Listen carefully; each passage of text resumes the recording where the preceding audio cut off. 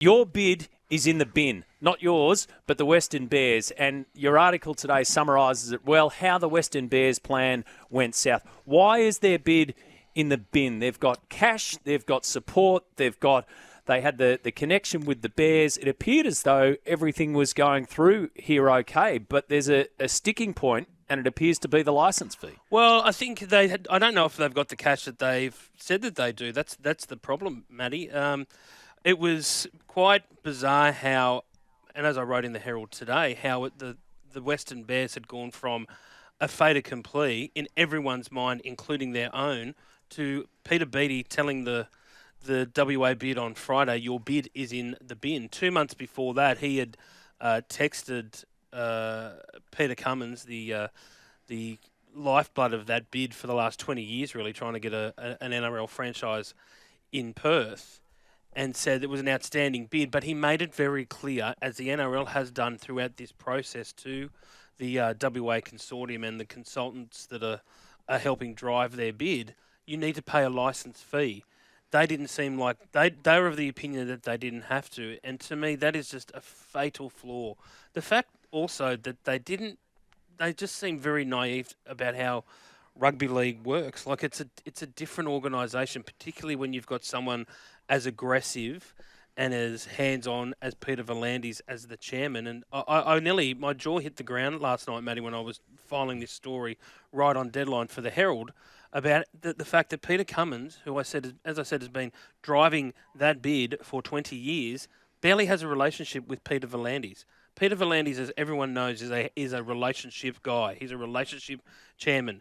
If you're not sitting there and at least breaking bread with him once, I don't know how you can expect to get a license, a lucrative license, to come into the NRL. So, yeah, look, the whole idea of a team based out of Perth is certainly not dead. They're going to negotiate the NRL with the West Australian government, but yeah, it's pretty sad the way that it all went south for the current bid in the last few days. Went south over there in the west, so not dead, but in the Southwest. bin. Now, I want to get to the licence fee in just a sec, but before that, Con's jumped on the line this morning from Hurlston Park. G'day, Con.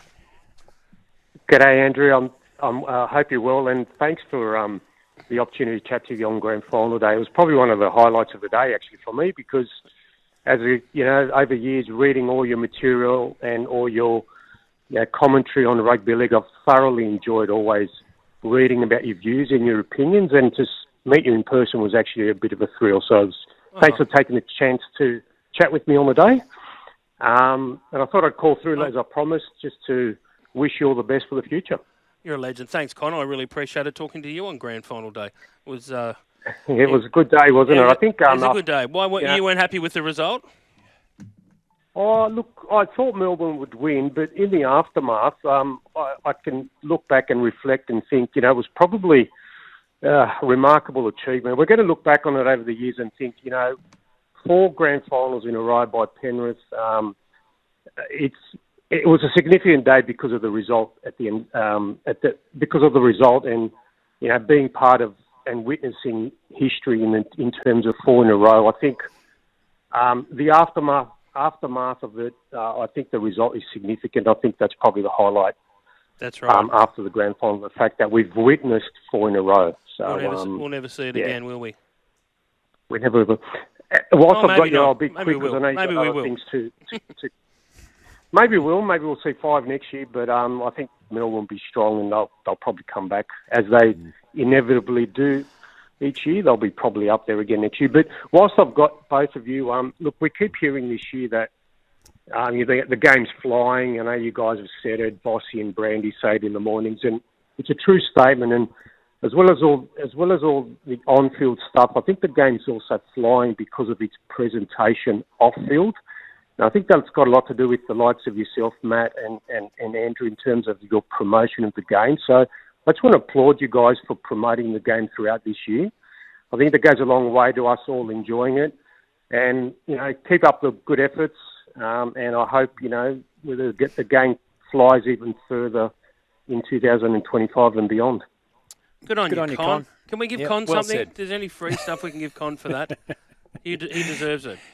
Thanks, Con. Take Webby out for lunch, can you? He's looking for lunch partners, but you got to make sure you take your credit card with you. Thank you, Con, and appreciate the kind words, mate. Really do appreciate it. 1300 01 1170. Webby, why did Redcliffe, so the Dolphins, why did they not have to pay a licence fee, and the WA bid needs to pay a licence fee? Because according to the NRL, like their balance sheet was far stronger than the one from that Western Bears bid. They had so much more money in the bank, so their future's guaranteed there. I don't think. I think the addition of Paul Smith and Paul Kine from Total Sports and Entertainment at the last minute really threw the NRL. And it's not because of it was Paul Smith and Paul Kine. Just the fact that a new investor had come in at the last minute and it blindsided the NRL after negotiating with the Western Bears bid for some time. I know other bids, Matty had offered it in there, had said in there that they would pay as much as a $15 million license fee. It's a bit different in Perth because it's a whole. If you want to capture an entire state as and have control of it like a Western Bears franchise does, then I can see why they would be asking for a licence fee. Whether there should have been or not is a bit of a moot point. The fact that they were told repeatedly that you need to come up with that licence fee and they dug in and didn't provide it. Like, I've seen the correspondence, to be honest, Matty, just this morning, that from the NRL to the Western Bears, they could not have been clearer about it. They've told them repeatedly that they needed to do it, and they said no. So, if that was the condition of it, that was the condition of it, and they didn't. They tried to play. They tried to have a Mexican standoff with Peter V'landys, and it didn't work.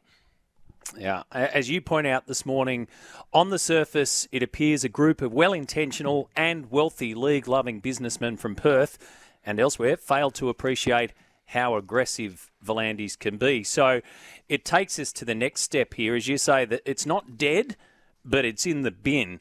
And it puts Papua New Guinea, where they're playing the Prime Minister's 13 this weekend, of course, it puts that now ahead of the curve. Is this the next step here, that we get Papua New Guinea as the next team and Western Bears now fall down the pecking order, if at all? Well, the NRL need to need to negotiate with the Western Australian government to try and get it over the line.